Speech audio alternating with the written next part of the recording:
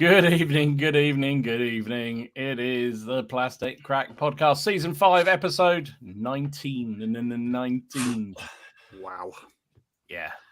And as usual, we start these streams with these two talking about some inane rubbish about films or music or It wasn't drink. inane. It was inane. You were talking about wasn't something. inane. I mean, gee whiz. Yeah, it's horrible. Anyway, welcome everybody to Monday Night Plastic Crack Podcast. I mean, Thank you very much for everyone joining us tonight, particularly those watching us on catch up. Yeah, thank you. And watching live, of course, because we love that too. So thank you for the interaction. Tonight we're going to do our SWOT analysis, because that's what we do in management world, don't we? well, I don't know. I didn't know what one was until last week. I had to look it up because I wouldn't make anyone ever do one. And then I told Haley to while we're having dinner tonight what we were doing, and she said, "Tell me Dom is corporate without telling me he's corporate." Well, I can honestly say that I'd blanked SWOT out of my brain because during my management days of many moons ago, we did them on a regular basis, and it hurt my head. Why would you do them regularly? I don't understand. It's one of those things that companies do. They do. I don't know why, but they do. And so I did dumb it down by saying, superpowers and Kryptonite and that sort of thing, just in case anybody didn't understand it. If I try to get the guys who I work with to do this, they screw it up and throw it at me. Dear. Yes, so tonight we're going to look at our strengths, weaknesses, opportunities, and threats to our hobbying habit. And I should give Alex a red card, I think, straight away, because did you see his one he put up? Yes, he was very succinct. Yes, basically how glamorous and gorgeous he is. Yeah, never mind. And Steve, yes, you can. Give me a red card. If I say let's park that idea, that's definitely not going to happen. Steve, put a pin in it and let's circle back round to it. Put a pin in it and we'll circle back round to that. Yeah. Steve, your lack of blue sky thinking is disappointing. What's the other one? My old boss. Can we just touch base? I don't want to. Don't touch your base. No, I don't want to touch base. And actually, so yes, I'm looking forward to seeing people. There were some great comments already on people's on the original Facebook post, and looking forward to seeing. Oh bloody hell! Look what you've started. We've got deep dive come in. We've got, yeah. Have we run out? Oh of yeah. That sounds rude. That just sounds rude. No, that's not that one. I meant to do this one. History, boys. That's a pretty good. Let's cast a pebble in the pool of thought. That's something like you'd expect Rick Mail to do, or something. Nobody really says that. No, that sounds like a pebble in the pool of thought. Tell you what, that's not something you'd hear Malcolm Tucker saying anyway. So, yes, we are going to have a bit of fun just to talk about where we consider our strengths and weaknesses on and the threats to our hobbying. I think looking at some of the comments people have put together already on this, I think that there's going to be a lot of similarities, shall we say, but also hopefully a bit of fun as well. I did Ken. I did do Ken as well. Did you? Yes. Now, I can't wait to... No, we can't do Ken with him not being here, can we? Oh. Yeah, we can. Yes, we can. Yeah, we can. Yes, we can. Of course we can. Because when he comes back, we can guide him back to this and say, you need to watch this as preparation. Will he even know the links anymore? I mean, will he actually know where to go? Well, I have noticed that the link down below, I think, goes to Miniature Wargaming Warriors, so I don't even know if it goes to 3D Wargaming Train Man. Whatever he does. Anymore. He did send us a picture this week. We have heard him. He sent us a picture with his daughter and a train. I think he was trying to swap the baby for the train, or negotiate a ride. The baby looked like she was very unhappy with life, and he was insisting that she loved trains. She doesn't look happy. She doesn't look happy at all. Does not look happy, won't you? Would you? Oh, goodness me. But no, that way. What is Blue Sky thinking? I feel like I need to say this. Thinking big and not having boundaries. Again, I'm going to quote Malcolm Tucker again. going beyond delivery and beyond that. I'm going to go into work tomorrow and say this to the guys. It's just terribly. I've got too much. I like the fact that Andy's managed to get paradigm into the conversation. It's not even fantastic yet. That's a good one. God. Oh my Lord, what have I done? Please forgive me. I'm gonna be traumatized by the end of this episode. I blanked out that period of my life many years ago. Tie wearing Steve. I feel like I've missed out here. I feel like No, you haven't. No, you definitely have not missed out on it at all. Right. Anyway, thank you to. I was going to go through all the people on the chat, but there's so many of you, so thank you everybody who's arrived and looking at it. I haven't seen any weather updates apart from the fact it was raining in Sweden. Apart from that, that's all I've seen. At least it wasn't snowing. True. Yeah. True. Right. What have I been up to, folks? What's been on the hobbying table and what's been happening? I know, Martin, you said you'd done diddly. Well, no, I've done a lot. I just haven't finished. Hang on a second, I'm finishing a shield. There we go. No, I've done a lot, lots and lots of tiny, well, not tiny Carthaginians, but tiny Carthaginians. So I'm still working my way through Carthaginian division. So I decided that I would base everything in one go. But of course that means I've got nothing to show for it. I don't know if you saw my update thing, but I've been painting. I've been painting this thing while I have the paints out. So that's getting there bit by bit. Well, I love the fact you moaned about the buildings you printed out for me and the fact they were impossible to print out, and then you proceeded to leap into another one, which sounded like it was as difficult as. The thing was as well. I thought, well, what I'll do with this, because this came in only three, like the roof, the middle floor, and then the bottom floor. But because it was a really dirt cheap file, I had to split it myself in a program. So I turned it into 8 separate pieces. And my thought was just, while I'm printing other things, I'll just put a bit of roof on there. I screwed up so many, and I'm pretty sure it's responsible for why my printer took a turn for the worse, and I had to get a bunch of replacement parts for it. So yes, it does look. If it was anything other than a medieval building, it would just look gash, because you can get away with that shambolic look with this, because it just looked, well, it's just like the shambles, isn't it? And it's a character. One thing I really don't like, and this is just a bugbear of mine, is the thatch here. I don't think any buildings have well molded thatch. I don't. I think it's something that they really struggle, and so I'm considering just getting some teddy bear fur. I was eyeing up one of the kids' toys earlier that's a bit neglected. So I thought I might have to sort of go be a bit like Predator and get a piece off of it, and paint that. So I'm undecided. I might do that to finish it off, but no, I think it'll be all right. But I've got some more. I want lots more sort of big sections of buildings, but I did glue the roof on because of the hell that I'm never opening that again. That's not happening. Are you going to build a whole city of them or town? My plan is to have because I've got the individual like cottages and things, but I would like some quite. I mean, this is, how long is this? It's about 10 inches. So I'd like quite a few blocks like this that you can just whack on the board and build streets of these quite quickly. So whether that's a historical refight, but this is good for Civil War as well. I mean, to be fair, he could use it anything up to now. We've still got buildings that look like this, so I record them. So it's useful. So I would like to. Yeah, I think that'd be quite cool. I just bought another file from a different provider. So we'll see if that's any better. It costs 3 times as much as that one, so we'll see how that one comes out.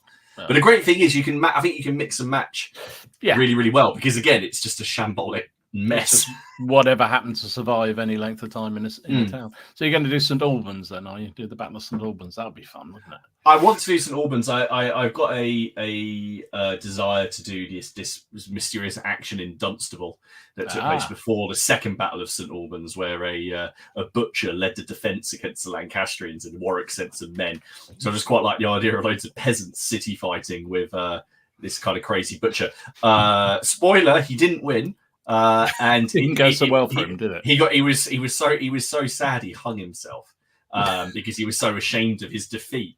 I think just the fact he took part was pretty good. But yeah, there's a few notes like potentially there's some people that took part. I've just seen some Joseph said about FDM printers. They are, but these buildings here were designed for resin because there's some really small details on them.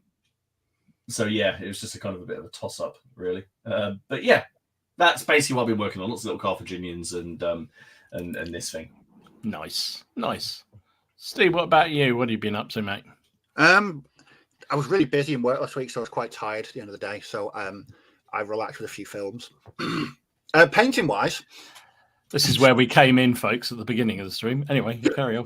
Just clean my brush. I didn't paint much. I painted a base of landscapes, but no one wants to see, a base of landscapes by themselves with the paint block. So, since we started this podcast, I've been mentioning this year.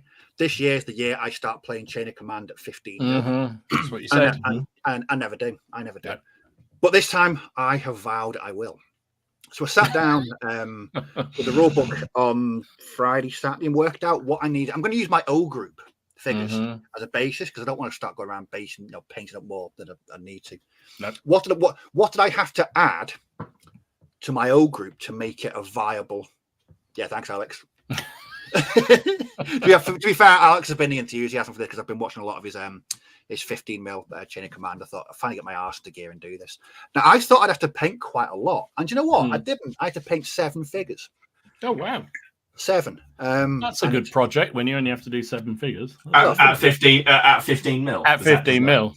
Did that take you half an hour? Well, not even half an hour. Oh, they look good. I like them. They took me about 2 hours to do. So all I had to do was add my HQ, which is the chap in the great coat, 3 junior leaders, and then 3 riflemen to act as the third man in an LMG team.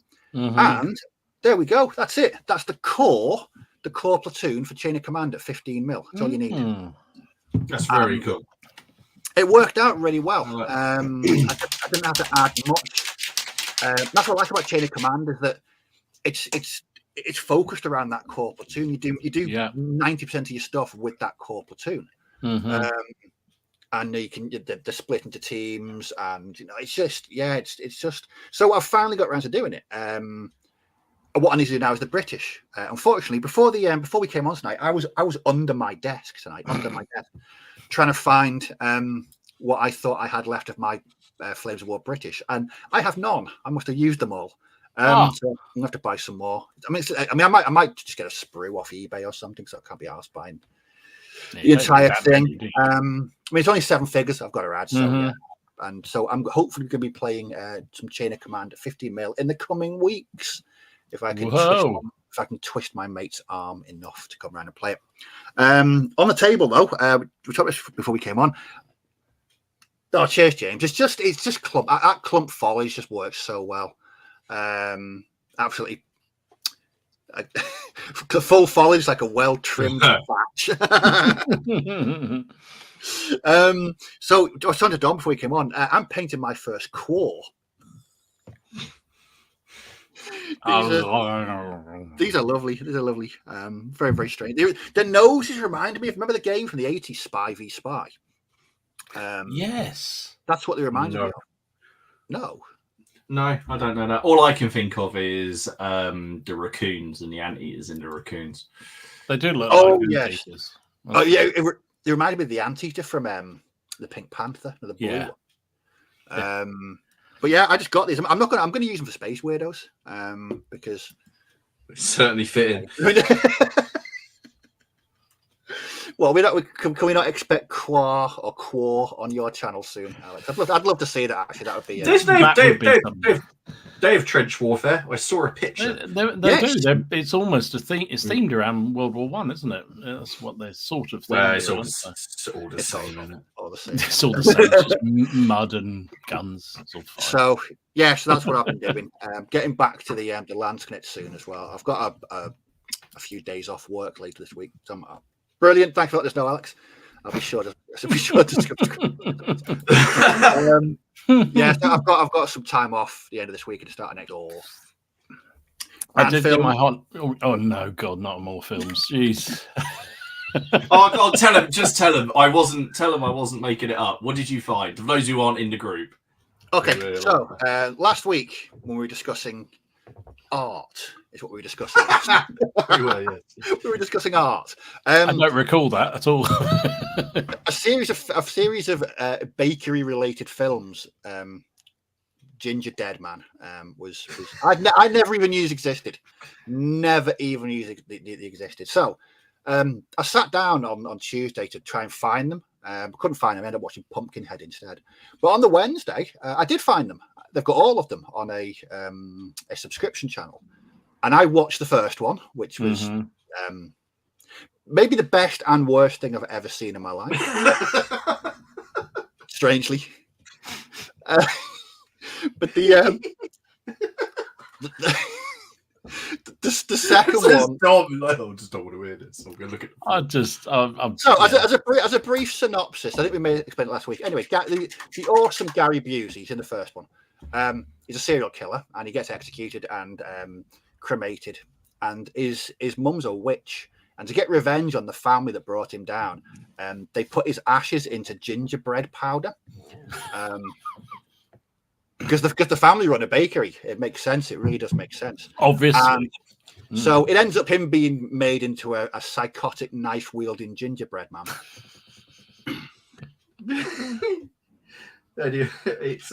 I highly recommend it. Oh my! There are more. They had it's definitely legit, absolutely legit. A pinnacle of cinematography. Ben, you have no idea, mate, what goes on behind the scenes. You have no idea. So after watching the first one, I thought, what better to follow it up than the second one? Mm-hmm. Second ones are always as good as the first. Oh yeah, this was turd. It was absolutely terrible. I lasted. I lasted 32 minutes and thought, you know what?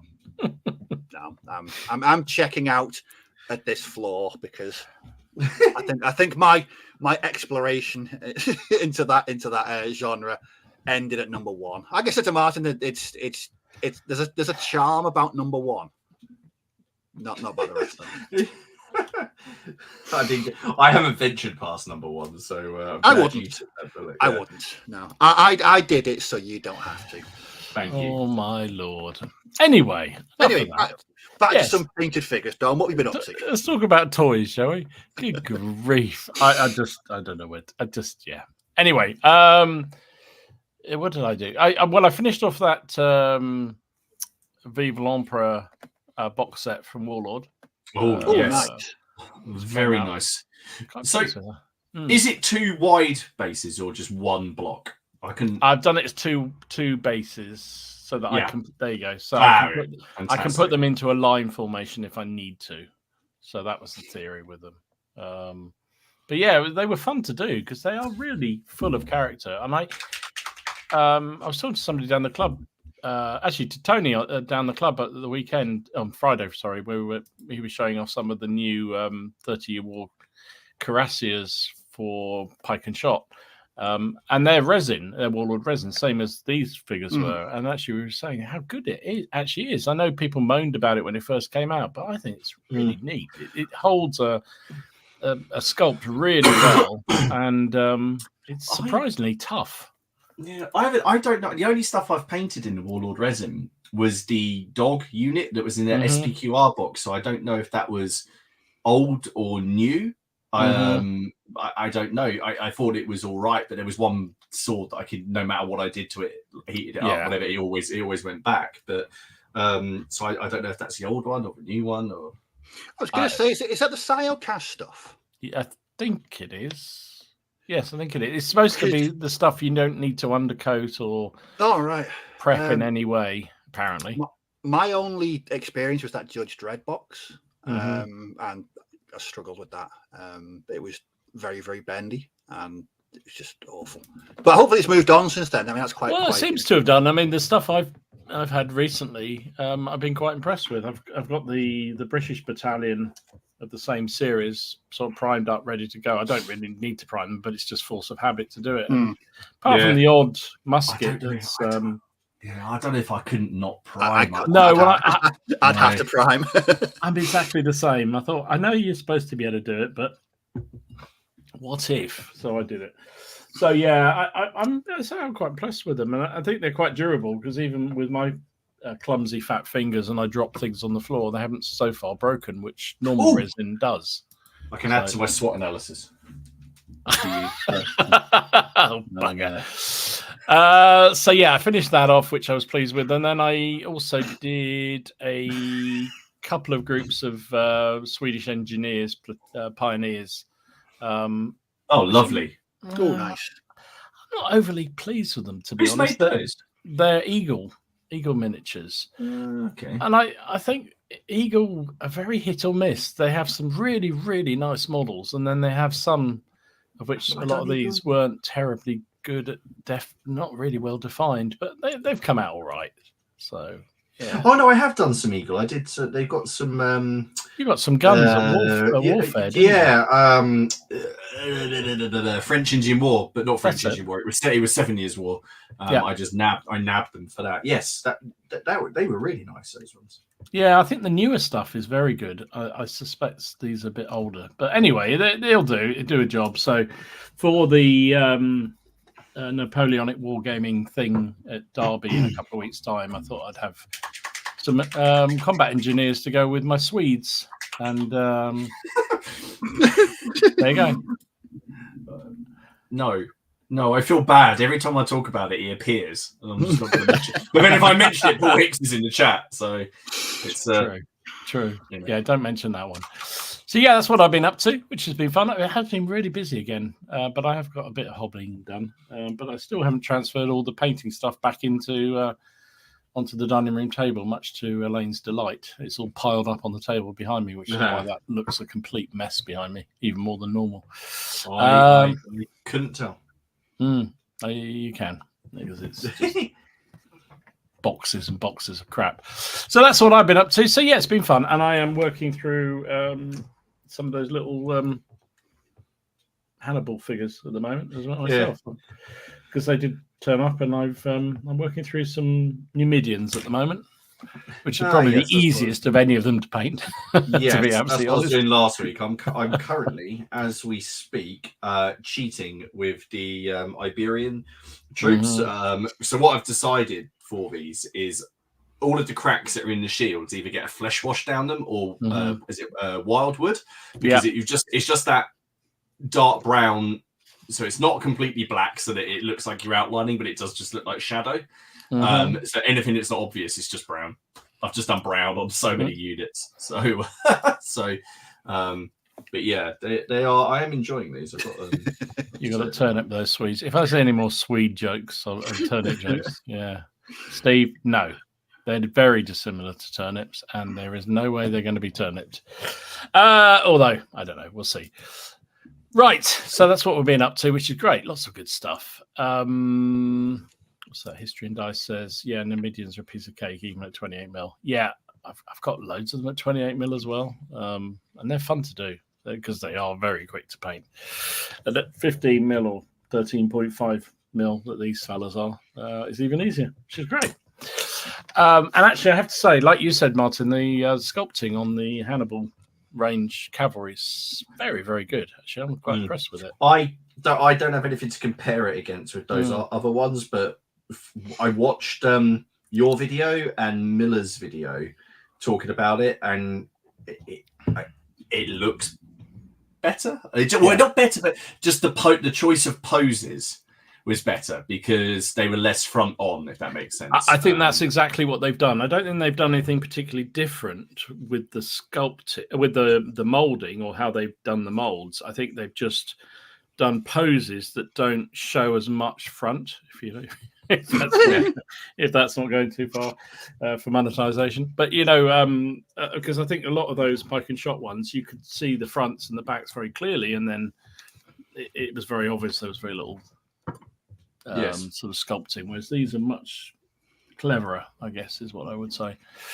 So yeah, that's been fun. So I'm quite looking forward to cracking on through those, but it's been incredibly busy and I haven't really had the time to do as much as I would like to, which is very unfortunate, but there you go. Right, let's get on to tonight's topic, shall we? Before everyone explodes with excitement about gingerbread men and God knows what else. Before we start, some housekeeping. So there's no planned fire alarms. Everyone knows where the fire escapes are. All congregate on the second floor. And is this, an open space where there's no such thing as a bad idea, that kind of stuff? There's no silly questions around here. No silly questions around here. Good. You can pay for these people to come in, can't you, and assess your company? Oh yeah, they'll charge an absolute fortune. They come in and just will be asked, how are you still trading? I threw a mini Mars bar at someone today. You'd be shut down if you were in a normal business. It was ridiculous. What do you mean normal? It's a normal. It's a fun, happy place to work. Archaeology, playing in mud. Tell you what, I'll be very proud. In a couple of weeks' time, this is restreamed on LinkedIn as the perfect SWAT meeting. If I could understand what anyone on LinkedIn was saying, watching friendships end in real time. That's true. That's what this is. Is what it's all about.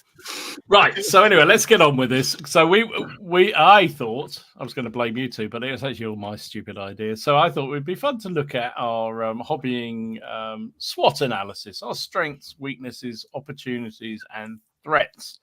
Or as I dumbed it down to our, our superpowers, our kryptonites, and our, all that. Anyway, so I thought it'd be fun to do that. So there have been quite a few people who put things on the Facebook page, which I'll pick up on and move forward, which are really good. And I think there's a lot of overlap on what we think about it. And Martin reminded us that we'd agreed that we would do SWOTs on each other as well, which Steve and I had completely forgotten about. So you have to do it on the fly. We'll do it on the fly. All the best ideas come on the fly. So anyway, let's start with the old strengths or the superpowers, shall we say? So I'm going to start you off with Tony's, which he put on the Facebook page, which I know Tony Martin you'll be Tony Phillips. Oh yeah. He said his superpower is I like to paint Napoleonic cavalry. That's a curse. That's a curse. What did you do wrong? I just thought that's just a master. I mean, you could rent that superpower out. I mean, Yeah, to Dom. Dom's now going to be on messaging a message. Yeah, X amount of cavalry to paint. Got a load of cavalry to paint. Please, can you do it? Yeah. In my entire life, I've painted 2 Napoleonic cavalry. They took me 2 weeks. And I vowed never to paint anymore. See, I've painted. I've done a lot. I have done a lot, and I keep on thinking, I should really expand those brigades. They look fantastic, and then I look at them and go, yeah, but I could just go paint some more War of the Roses stuff. The thing is, I start with cavalry, and I think I'm really looking forward to painting these up. And after I've done about 4 horses and 4 men, I think, really bored with these now. There's something about them, but then you get that, I get that spurt of energy towards the end. So I'll paint them in 2 lots of 6s. So I'll do the first 6 and they'll take me forever. And then the second 6, and I think, well, they're almost done now. That's easy. The best example, take out the Hussar incident. When I bought those Mamelukes, Gringo 40s models, they are superb. They look amazing. I bought 6, didn't I? And I said, I'll get these 6. And I remember saying to you, I'm going to buy all of them. I don't care about some. I'm just going to do all of them. I haven't. I bought those 6. I painted those up. The sheer number of colours that were involved in those, and the tassels.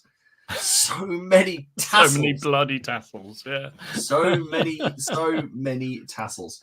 Cavalry, but it's just Napoleonic cavalry. Other cavalry, medieval cavalry, the Gallic stuff. I have no problem with that. I don't mind that. It's just the Napoleonic ones. So I have the same running out of steam. Doesn't matter what cavalry they are, to be absolutely honest. I'll start them really enthusiastically, and I think, and then they become really turgid in the middle, and then I have that sort of, oh god, I've almost done them, because it's only 12 or 8 figures usually. So suddenly you've got a regiment done. So well done.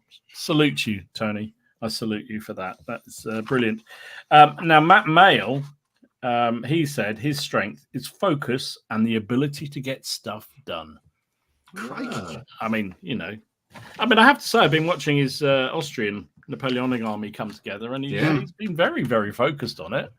I think I'm focused when it comes to a particular, if I've got a battle I want to do, or a particular, I want to get the figures on the table, and I'll crack on through them quite ruthlessly. My problem is when it gets to that point, I've done that, and then I sort of park it, and I just don't go back to it quickly enough. So I don't know. You're kind of focused, Martin, aren't you? Really? Yeah, I am. We can just circle round to ours. We'll do these. We'll do ours in a second. I am kind of focused, but in smaller chunks. I don't go, I'm going to complete an army. I'll be super focused on a unit like Arundel. And I'll get that done, but then I'll move on to another project to get a unit done for that project, and do it that way. Whereas I think one of the things I'll talk about later is if I could just change that focus a little bit and just finish one entire thing in one go, it might be better. But then I did that with those Carthaginian 28 mil Carthaginians. I was going to say, I don't know that's good for you. No, it killed me and the project. Yeah. No, I agree. I think I'm not sure that's a good thing for you, because I think you're a bit like me. You like a bit of bounce around a few projects. Otherwise, it just gets a bit too much. Yeah. Go on then, Steve. What do you think your strengths are in the hobbying departments? This could also be a weakness as well. All the best SWATs have strengths that are weaknesses as well. Based on what people just said. I'll try most things. I can't remember what I wrote about you. Makes a mean sandwich. Watch some terrible films and drinks weird shit. No, strength. It's the same thing. I think I will be willing to try most things. I mean, the fact that over the past couple of weeks I've painted Landsknecht, World War II, Quor, 10mm orcs and goblins, anything I can really do. But I mean, as much as enjoyable as that is, and it keeps, after my recent burnout, it keeps the hobby fresh, and I'm not doing the same things every day. Actually getting things finished is a massive pain in the arse.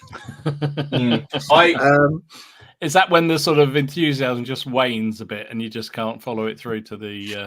the other week I was really proud when I had that game of Bolt Action coming up on the Saturday. Yeah. I sat down on the Monday and I thought, right, I've got to repaint 34 Fallschirmjäger, and I've got four nights and 1 day to do it. And because that's the only thing I worked on that week, was just those Fallschirmjäger. I finished them at about midday on the Friday. I was like, bloody hell. Imagine if I put that amount of focus into other projects, that I'd be flying through things. Yeah. But I think having that... It's that deadline, though, isn't it? Yeah, it's like Matt just said in the chat, he's got that event in Derby. Yeah. I think for me, having that, you've got a game on Saturday morning, and it's got to be done. And it really did focus me. And I had a technique that I was using. It was working. I was getting through it really quickly. I was doing batches of sort of, I think I was painting batches of 6. But when it actually got all the lash of the base, I was like, my God, it's finished. When was the last time I painted that amount of figures in such a short space of time? And they're done. That's now pretty much a full Fallschirmjäger bolt action army that I've got, that I can use at any time. It is. I mean, it's rare that I've got a game coming up so short that I need to prepare like that. Not normally it's you got 6 months or something. Yeah, but it definitely did focus me. So that's, and again.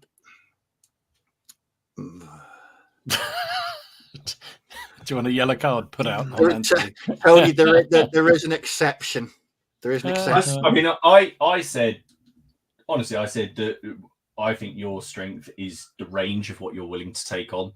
Yeah. Because Dom and I don't want to speak for Dom, but we'll take on a few projects. So, for example, it's fairly narrow in terms of general themes, though, isn't it? There might be 3 or 4, but you'll bounce from Necromunda to World War II to Landschneck, and you'll have the Doomed, and then some kit bashing, and then yeah, I think your strength is the range of what you're willing. Well, not just what you're willing, but what you play. I would agree. But again, that I mean, you can flip that. That's a weakness. I mean, I wish I could be a bit more judicious in what I choose to work on. All I've got to do all I've got to do is see a YouTube video, read a book, see a picture, see something. I'm like, I want me some of that. Yeah. And there's been loads of times where you have things in baskets, then you have this moment of clarity, and you think, the bloody hell, all that. It's just, you don't need it. There's nothing there. You don't actually. You don't. I mean, Core, for example, I bought them because I like them. I'm not planning to play the core game or the core game. The core game, yes. So I'm going to use them. I'm going to probably use them for Space Weirdos or something like that. I agree with Martin. I think that's what I agree with him on your sort of strengths on that thing. But I think the other thing for you, I always think, is that ability to look at something and go, I can rip the head off that, and I can stick the head from that on, and that sort of ability to see a figure and just like build it into something completely different, and then base it and make it look like. If I did it, it would be just like something out of, I don't know, some horror movie. Actually, some of the stuff you do is out of horror movie. Let's be. I think I mentioned it the other week when I did that night of kit bashing for Space Weirdos the Doom. No figures painted. It was just basically just sticking plaster together. So enjoyable. I mean, I say it's a strength because I think it takes a special kind of weirdo to be willing to break figures like that. Yeah, definitely does. Definitely does. I couldn't do it. Yeah, I think that my strength is basically I'm like a butterfly. I know these. You could buy them from the people who what is it, 7TV? They make the Blake 7 game. You can there's a load of. Yeah, we showed them one week, didn't we, on the news? Yeah, I remember they were really, really good. Years ago, remember Johnny B, Carla, and Jason did that game. That's right, feature. I was killed by a gingerbread man. You were killed by a gingerbread man. You were so unhappy. That was traumatic. Seeing me killed by a pack of gingerbread men was traumatizing. Lovely. But yeah, I would say that's I mean, it's also a weakness because I've literally got no focus. But I think that it's just, I think it's like a self-preservation thing that I know if I was to sit down and just paint 2 things, I'd get bored and I'd probably, spend more time watching films. What about you, Martin? What's your strength, superpower? I said that I think I have a clear vision of what I want to achieve. Like I know, like with the First Crusade, what I wanted to do. I don't sit and plan my armies, say, the way that Steve, like he was talking about chain of command. I sit there and go, I want to play these battles and have this kind of campaign, and for that I'm going to need X, Y, and Z, and I'm going to build it up this way. So a good example also would just be the battle we just had, the St. Albans game we had. I had a very clear idea in my head how that was going to work and how the scenario was going to work. I just had to find a victim who ended up being me anyway to play it. So Ben kindly agreed, and I kind of had everything worked out. So I know what I want to achieve, and I know how I'm going to achieve it. I have a very set goal. We'll probably come on to weaknesses later, but the problem is that I have that about a lot of things, all at the same time. So, which is actually I'm quite enjoying about the Carthaginians, because I've got no set goal at the moment apart from just paint as many as possible. Whereas what I would normally do is go, right, I'm going to refight this battle, then this battle, and this battle, and the forces are scalable. So that's what I think I have a fairly clear vision in my head anyway. I'm not maybe necessarily the best at articulating it to anyone, but in my head I know what I want to achieve. I think also one of your strengths, I think, is that ability to look at, or do those sort of mini dioramas and see something and just think, oh, I'm going to build a collection of figures that tells a story. I think that's something that's really good. I love that. I think it's one of the reasons. For example, I said in my update that I was, something I will be doing at some point is the Great Northern War, I'm sitting there and I'm doing the scale thing again, 6, 10, 15, or should I just buy printed ones? And again, it just comes down to what figures are available. And there's some 6mm and there's some 10mm, but I look at them and just go, these are going to drive me crackers. I won't get the enjoyment out of them. I want to create those bases. That's how I like to do my gaming now. I want to have officers having a chat at the back of the unit and casualties on the page, so and I know you can do it, but there isn't the breadth of models. And actually, to be fair, it's not a hugely serviced war or period in history. I mean, there are quite a lot, but everyone just seems to do the same basic packs. Ebor miniatures are the ones I'm looking at, and League of Augsburg chappie warfare miniatures. They're all very good, and I think you can do so. But there's also been some successful Kickstarters as well for STLs, so I might just see if I can convince them. Far more lace those. It's not the lace that bothers me. I don't know what it is. We'll see. Maybe it'll break me. But I like to create scenes. I love that idea. That scenes you do, the scenes you make are fantastic. And I always try and I have that in my head. That's what I'm going to do. And then invariably I just end up sticking them equal spaced on a base and stick them out. I don't know why. I can't see them in the same way. I don't know. I just, do you remember I think I sent you one, didn't I? I converted that Perry guy who's cleaning his sword. Yes. And yes. I was so. Do you know how long that took me to do? It took me ages, and then you're just sort of like looking at them and going, "That's really achieved nothing in terms of the base." But it looks cool. But it's been ages. It's on a command base of mine, so but it's partly. It's true. Yeah, it's wiping the blood of my men off of his sword. I think it's partly because I like games primarily based on frontage rather than the number of models, and I find that more freeing. We talked about it before, and I talked about it in videos on the channel, whereas I say it just just frees you up a little bit, and you can just be once you sort of embrace it, because I still see very much so, and even in the Hail Caesar rulebook and on some of the forums there are people, it's got to be 4 models wide, 3 ranks deep. It's like, why? Doesn't matter. It's just based on frontage. You can put 1 model on there if you wanted. It'd look weird, but you can have 1 model on there doing something dramatic. So I've managed to get away from that, because that's very much old school gaming, isn't it? It's like, how many figures and what's the frontage and blah blah blah. And I think more usually now it is just about the base size, and even then doesn't even matter for a lot of games. But it is. I find that still a little bit difficult to get my head around. I think I'm finding it hard. That's the thing I'm finding hardest with these epic models.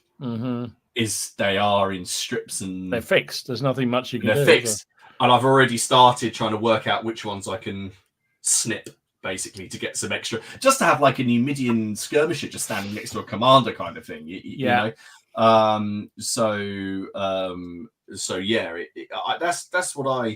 That's what I like to do, and I think very much, we talked about it before. I think for me, everything comes down very much. It's a very visual hobby. No matter if it's about gaming, if you like that grand army scale, if you've got thousands of teeny tiny miniatures and you like that, or you're dealing with 28 and you like all the details.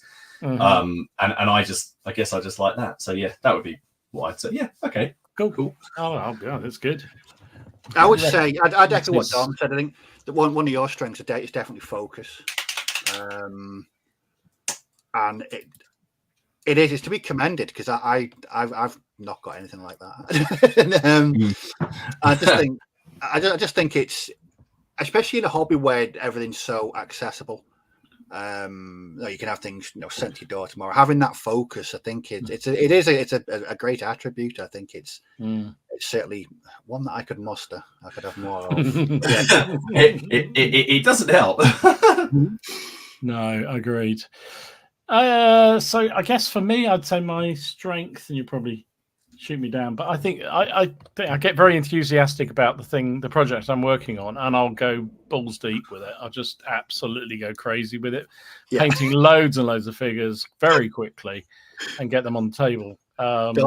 Dom, all I remember is when you got into that Bruce's Island project. Oh yeah. I just remember your table was just trays, just trays of figures everywhere. Yeah. Do you know what? They were all done. And that to me, I think I'm quite pleased that I can do that kind of stuff. I'll get an idea of a project, and if it hooks in my mind, I'll just run with it. And I just love that. But then I don't get so fixated that that's all I do, because I think that would burn me out. So I think, to your point, Martin, I would probably do the same. So I have to make sure I intersperse other things that are going on.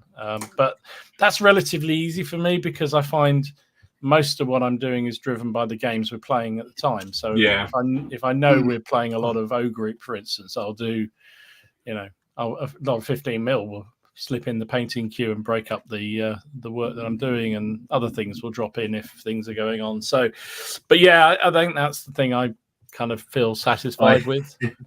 I said machine levels of production. Yeah, I'd said that as well. Yeah, I have a typecast there, definitely. Yeah. Well, Andrew Beasley said in the Facebook thing, he said, "Is liking weird shit a strength, a weakness, or an opportunity to be cleansed by fire, or a threat to my sanity?" I think all of the above, Andrew. That's what I'm going to say for that. It's definitely a weakness. That's all I'm saying. Weird shit. I think the advent of so much weird shit games at the moment, it's just a good thing. And it is, though. It's good that they're not being constrained by sort of, they're not staying within the guardrails of when develop a new game. Oh, it must be this, it must be that, it must have these mechanics. Yeah. It's like people are just getting, copious amounts of toilet duck and then writing down whatever comes to mind. I mean, you've got things like Turnip and Sludge and Trench Crusade and that, this Quar's War. There's so many, the Doomed, Space Weirdos. There's just so many weird games out there that I think in this day and age, I think they really resonate with some people, and they certainly resonate with me. I was talking to Andy on the Facebook group the other day, and we're talking about what I look for in a war game these days, and it's there's a criteria. Is it miniature agnostic? Is it on a small playing area? Can it be done in 90 minutes? Is it weird? And that's what I will look for now. Oh, it's the real Steve. Real Steve's back again. I mean, he opens his mind with some really weird stuff that does open his mind with, sort of. Yeah. But no, going back to the original question, I think it's definitely a strength. I think it's enhanced my hobbying experience. Because, I'm not just sat there, putting together 30 World War II soldiers. I'm building creations of utter damnation, and you don't for most games for most games you don't need 30, 40, 50 figures. Space Weirdos, you can play it with 4 figures aside. Doomed, 4 figures aside. I mean, for all the Mickey taking I take out of weird shit, I admire the work of arts that they are. Some of the creativity that goes into it. It's just, now I wouldn't do it myself, but I love seeing the figures and the games that people do. I think it's brilliant. We're gonna circle back around to this and talk about badges soon. Oh yes. Okay, badges. Yeah. All right. Let's have one more from the put in suggestions. So Edward Glendura says superpower is the ability to swap between projects. Mm-hmm. I know a lot of people find that really hard. I'm always I know we talk about this a fair bit, but I always maintain that's the way to keep fresh. It is. Yeah. Enthusiastic is you get focused too much on one thing. I think it's a bad thing, but there you go. So lots of other good things. Oh God, they're off onto a whole line about various drug addictions, Steve. Anyway, let's move on to let's do weaknesses, shall we? And then we'll have a break and come back with some of the others. So, weaknesses. Come on, Steve. What's your big weakness in the hobbying world? Lack of focus, or I wouldn't say lack of focus. I think it's an overactive brain.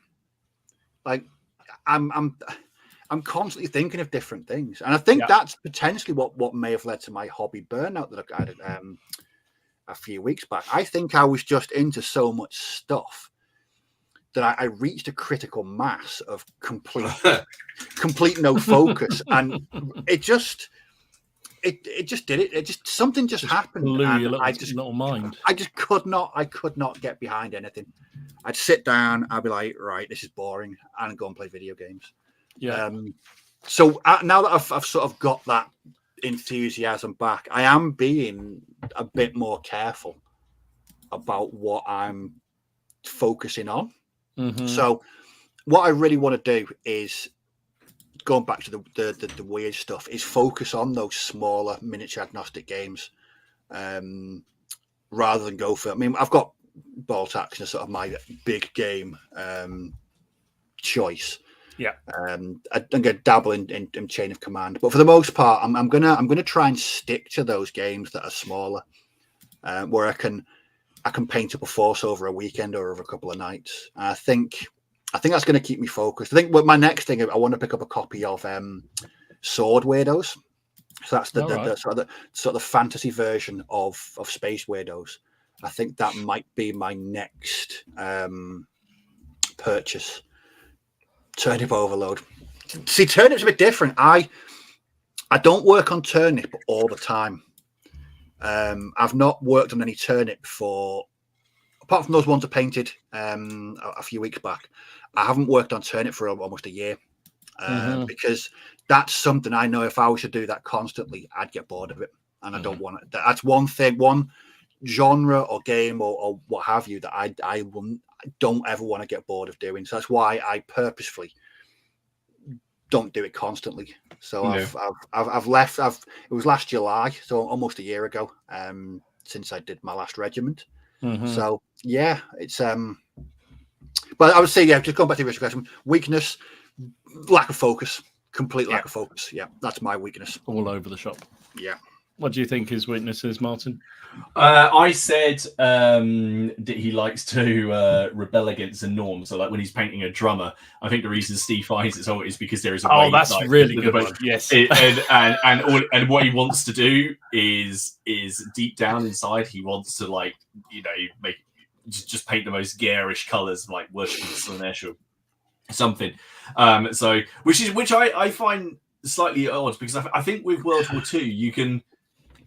Although I'll probably get shot down in flames for saying this, you can kind of actually no, I will. You can kind of get away with it. I feel a lot more than you can Napoleonics. You can like playing around, because you could just slather them in camo and mud and go, there you go. Which you can do with Napoleonics, but it's still about a blue showing through. So yeah, I just said Steve's need to rebel essentially.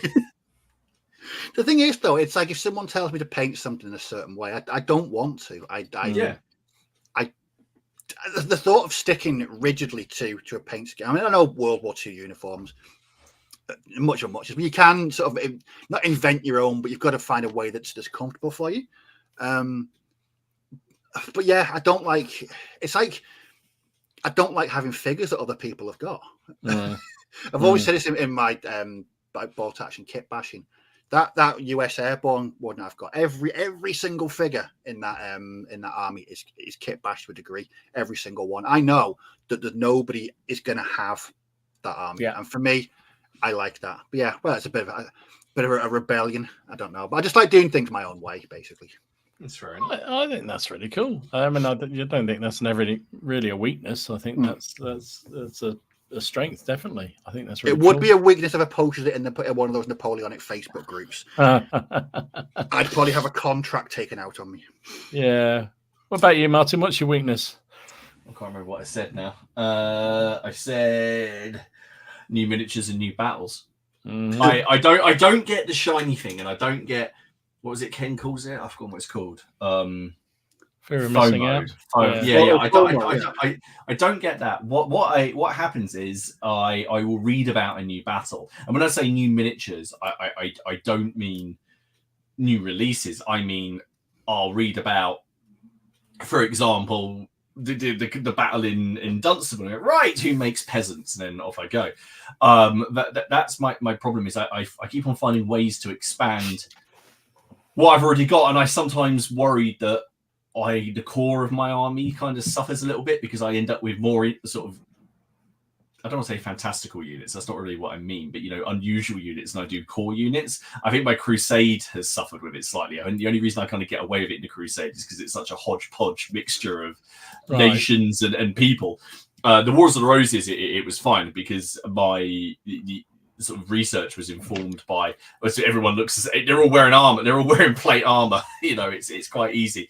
But where it comes to things like, I know what you mean though. You always, if you're the sort of person when you did it with you were talking about the Varangian Guard with me a while back, and you were saying, I could do a unit based around the whole load of Englishmen that had gone and joined the Varangian Guard, and then they'd come back home to fight it, and it's like, it's just that jump from there to way over there. I mean, which has some validity and some historical back to it, but it's just like suddenly you got a whole load of these weird units on the board that you think, they got great stories to them, but would they ever? What about the general troopers? That's what I end up with. That's what I sort of. It's not so bad with with the Crusaders. I just keep on adding in more and more, but I think it was just my. I think what the thing is when you have something like the First Crusade, where there's so many stories and so many nations involved in this conflict, that it's quite hard for me anyway to go, I don't want to paint another. I want to do another unit of Arab infantry. I want the cannibal Norman troops who didn't have shoes. I want them. Yeah. Why do I want to paint these guys? And then you kind of come back around to it and you set your army up and you're looking at it going, I have no archers. My army that's meant to be Simon puts it really well. Martin's army of misfits. It's true. Yes. That's the problem. That is the big problem. And the only way I can get away with it is because it was such a ragtag army in the Crusade. There was a core to it, but that core for the Crusaders anyway is probably slightly underrepresented in my army. And then for the Seljuks, even though I don't have a problem painting the Arab cavalry, that doesn't bother me, and I've painted a lot of them. I still haven't painted enough of them. I just, because I was like, no, I want camels. There's no evidence for camels, but I want camels. They were allied, throw them in there. And and then when you go out, you find someone else's done something in a really cool way. Like I found this guy who had used these slingers, the Reconquer slingers, and turned them into pilgrims. It's like, yes, I got to do that. So I can't remember his name, but he did a fantastic job. So I printed off loads of the pilgrims, and I've got this unit of pilgrims, and I'm sitting there going, now I have to find a reason to use these. And they were fun to paint. They were good fun to paint. I think that's my wish. I think. When does that sort of misfit bit turn into just creativity? I don't know. It's an interesting balance, isn't it? Because I think that's part of the charm of what you do with your battles and the creation of these different special units that have tremendous stories to them. But you think it's a bit of a weakness. Out now. I'm gonna out. Absolutely not. I will still maintain that there is a validity to everything. That wasn't me. I was going to yellow card it, but yes, okay. Oh dear. Straight. That's what I would say. That's the one I mainly think of. I'm sure Hayley has an opinion on what. Well, yeah, we're not going to ask our wives what we think about our weaknesses are. I think for me, my weakness is probably, well, I know it is I just can't stop buying. When I decide to do a project, I go so all in on it. It's ridiculous. I wrote just crazy. I wrote willpower of a gnat. Yeah, that's probably fair to be in a nice way. In the Ottomans is probably the best example. Yeah, I mean, but I can't. But no one can blame. This is the thing. No one can blame me. The only reason I can honestly say that I haven't bought the Ottomans is just because I haven't been on the site. I haven't been to that part of the very website. And I justify it in my head is that I will get round to painting all this stuff, and generally I do. It's just, I could do with a little bit of self-control. I did not realize I had a serious problem when I was doing the whole of that one. I did realize I had even more of a problem than I thought I did when we were playing a bit of pike and shot on Friday at the club, and Tony wanted to have a go with he's been painting up all these epic figures, and I thought, okay, I'll bring along some of mine, and I realized I had about 8 boxes, really useful boxes, full of them, and I thought there's no way I'm ever going to need that many. But then I started to plan more as I was at the battles. Like, for goodness sake, stop it. And I've still got a whole load of unpainted, so yeah, that's definitely my problem. I'd have put that as well. Having actually seen your willpower firsthand at Boards and Swords, that was hilarious. On the way around, Don was around, and he was saying, "I'm not buying anything. I don't need anything. I won't be going near the sales section." We've been in Boards and Swords less than half an hour, and he was running out the shop with a big load of Flames of War battle. Yeah, but they were cheap, mate. I mean, they had to. That's such my favorite. Well, I don't know. My favorite.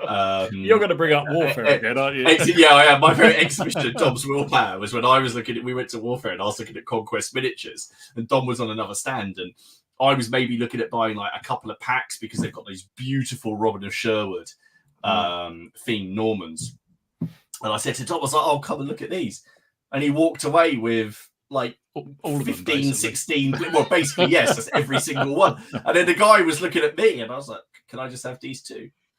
I thought, the guy shut early after Dom. He did. No, I mean, to be fair, I think that was a bad one because I mean, generally, the Stee example was valid in my mind because I was going to do O group, and they were all 15mm tanks, and that was perfect. They were bargains, so fantastic. And they have seen the table on multiple occasions. In fact, some of the yeah, you're dead right, Rob. Resistance is true. I'm not even going to pretend I've got any willpower at all. I felt I was actually doing quite well the last couple of months, and then so much arrived the last few days. It's just ridiculous. Oh my goodness! I'm not as bad. Look at this wargaming history. I suffer from the same thing as Dom. More dangerous when I go to shows. Can't resist armies. Lost partisan £1,000 worth. Holy smoke! If I got home and I'd spent £1,000, I'd probably listen to the Smiths in penance. Oh my goodness! Well, have you done your weakness, Steve? I can't remember. Sorry, I've forgotten already. Mine was having no focus and not liking the Smiths. Oh, jeez. Some would argue that's not a weakness. That's not a weakness. Yeah. Robin had some really good ones that he put up on the thing. I think some of them were a bit tongue in cheek, but I did quite like them. So weakness was blind faith that I'll get my projects finished. This is true. If you ask him at any point, I think he's got about 16 on the go, and yes. Yes, and what was the? Oh yeah, Alid. He put up a whole really interesting lot of strengths, weaknesses, and everything else. He said his weakness is currently 28mm Spanish Napoleonic metal figures from offensive miniatures, the Cult of Lard, and my 20mm Colonial Army. I don't know. I've got any particular weakness with a particular army at them, or maybe the Ottomans, because I just keep buying them and they're all just sitting there waiting. But it's not a weakness because they're lovely and they're going to be. Well, you do keep adding to your Bruces and Ireland stuff. You keep saying, and then another unit appears. And your point is. Well, no, yeah, the Bruces in Ireland was. I thought that was. I was really quite pleased with myself with that. I thought, did the project, had the core done, played a couple of games, and then just added a couple of extra units, and it'll be played again. So anyway, whatever. Shall we do a bit of news, and then we'll come back and have a look at some of the comments people. Talk smack about Ken. Yeah. You can't just say my current weakness is sticking core rucksacks on upside down. Oh, don't get me started with the instructions on those things. Jeez, whiz on. Oh yeah, just say one other thing. James Cutts, he said, can I just answer Prussian for all of the above? Strength, weakness, opportunity, and threat. Okay, good stuff. Let's have a look at some news. I don't think there was very much, actually, to be honest. Well, I didn't have any, so let me just do that. And then we'll just hang on.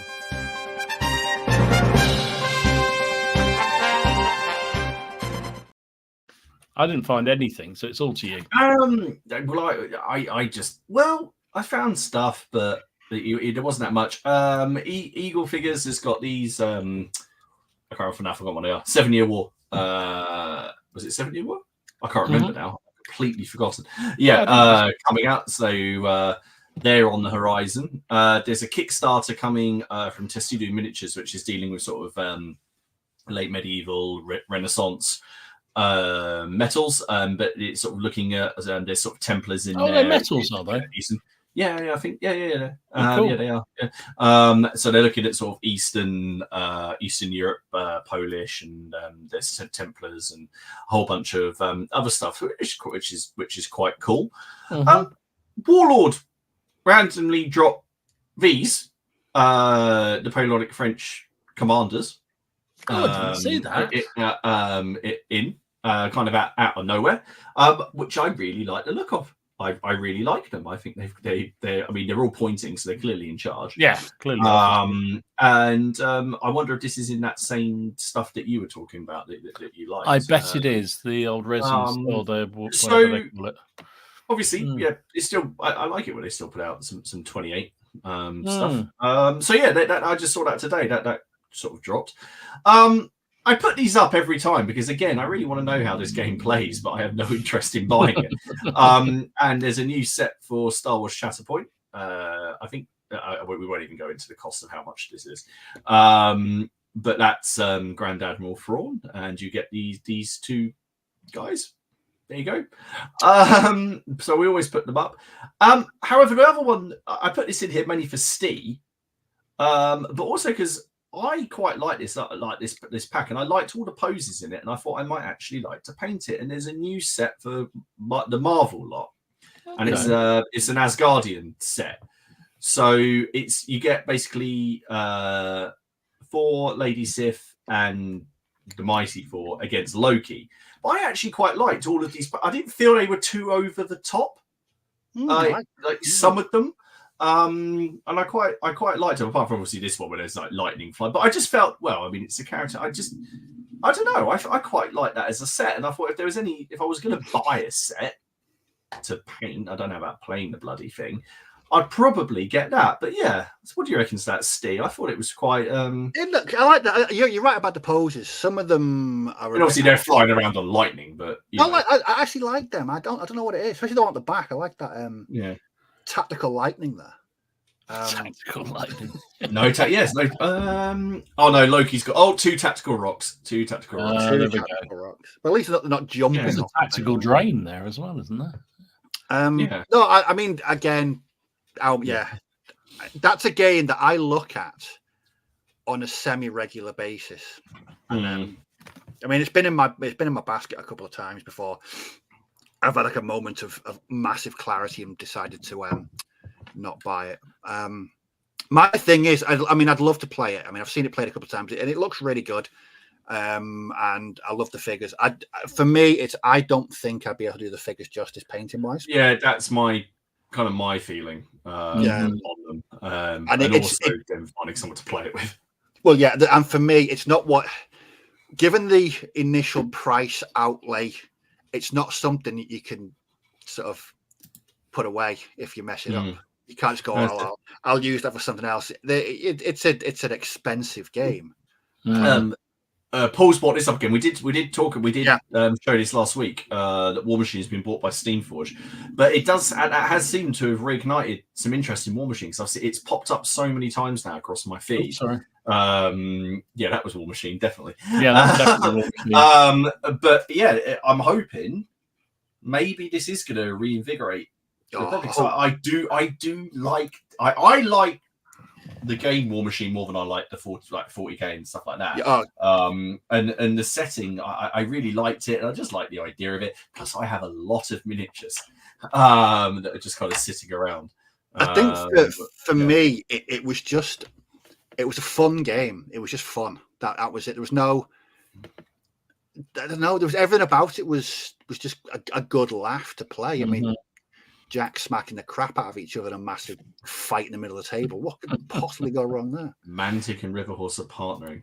Okay, that'll be interesting. So that's actually it. That's apart from the most important news. Oh yeah. Oh yes. So we're in the lead up to CracCon now. Yeah. I'm straight. It's on the go. So you're going to start seeing some other things. There will be dice coming. We've started on the colour yet, have we? No, we haven't. No. But I think Dom, have you got a link to ready, Dom? Hang on. Yeah, Phil for me. Okay, so we have this year's as you know, CracCon this year is called Dare and Crack again, and we present to you. What the hell is he doing? Is that your he's looking for a helicopter door, I think. A little quar makes a lot of noise. And here you are. Anyway, so this year's t-shirt design is as follows: CracCon 5, Dare and Crack again with ye olde pipe smoking Hobbit elf thing. So there we are, and that is exactly how we expect everyone to look when they come out of the bar afterwards. Good day's gaming. So yes. So the t-shirts, Dom has. I put the link up, and the link is in the chat now.